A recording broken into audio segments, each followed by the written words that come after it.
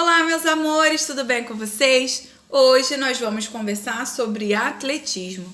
E vocês sabiam que o atletismo é o jogo olímpico mais antigo?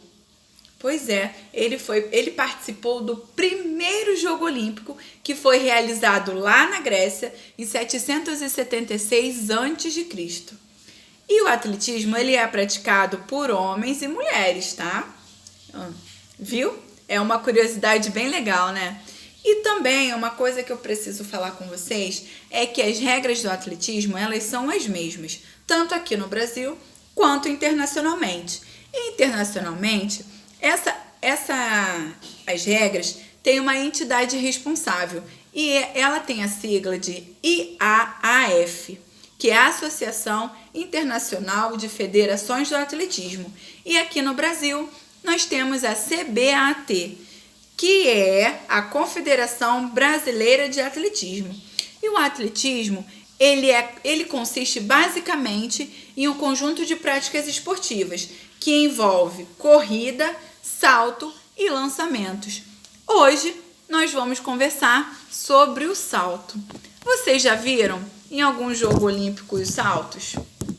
Pois é, muito legal, né? E nós temos o salto em distância. Que o salto em distância, o atleta precisa correr a uma distância antes de efetuar o salto sobre uma caixa de areia. E ele deverá efetuar o salto mais longo de todos. O salto em distância é realizado por um atleta de cada vez e ele tem 3 chances, tá bom?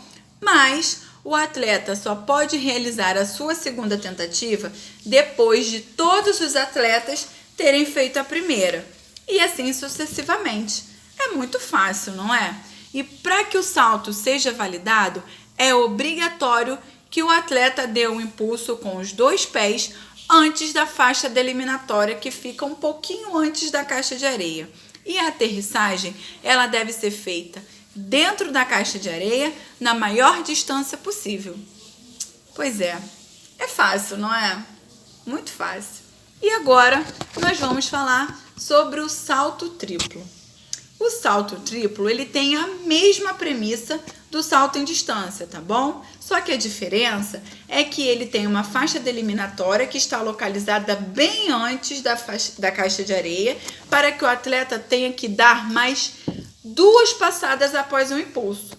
E aí o atleta deve tocar lá na caixa de areia para poder ser feita a medição, tá bom? E se o atleta tocar o solo com um outro pé, o seu salto é inválido. Pois é, nós temos que ter algumas regrinhas e elas devem ser respeitadas, não é isso? E uma coisa também muito importante. A pista, ela deve ter no mínimo 40 metros de comprimento e 1,22 metros de largura, tá bom? E a faixa deliminatória, ela deve estar entre 11 metros da caixa de areia, beleza? Então vamos lá. Agora vem o salto em altura. O salto em altura é um salto que exige muita técnica e forças aliadas, porque o salto ele é feito de costas e o atleta ainda precisa ganhar impulso e altura para poder passar por cima do sarrafo. Pois é, o sarrafo ele é feito de fibra de carbono, mas ele não quebra, tá bom? Então, olha, o atleta precisa passar por cima dele e de costas. E a altura mínima do sarrafo é denominada pelos juízes, tá bom? Mas cada atleta pode escolher a altura que deve começar primeiro. Mas tem sempre que respeitar a altura mínima determinada pelos juízes, tá bom? Durante a corrida, que geralmente é de 4 metros, o atleta pode até abortar o salto, mas terá 1 minuto para voltar e fazer a corrida e saltar novamente. Pois é, se ele por acaso não respeitar o tempo, o salto vai ser inválido. Para fins de desempate, será considerado vencedor aquele que tiver alcançado determinada marca com menos tentativas. Muito legal, né? Que deve ser saltar por cima do sarrafo. Pois é. Então, agora nós temos o salto com vara. O salto com vara é uma modalidade bem parecida com salto em altura, mas ela é realizada com o auxílio de uma vara, tá bom? E essa vara, ela é feita de fibra de vidro para poder impulsionar o atleta para cima e superar o sarrafo. No caso, o salto com vara é uma corrida e o impulso deve ser dado com a vara no chão. Pode ficar tranquilo, meus amores, que ali no chão tem um apoio feito de metal que os atletas encaixam a vara para que ela não escorregue, tá bom? Tudo é feito com muito cuidado para que os atletas não se machuquem. E as regras, elas são as mesmas do salto em altura.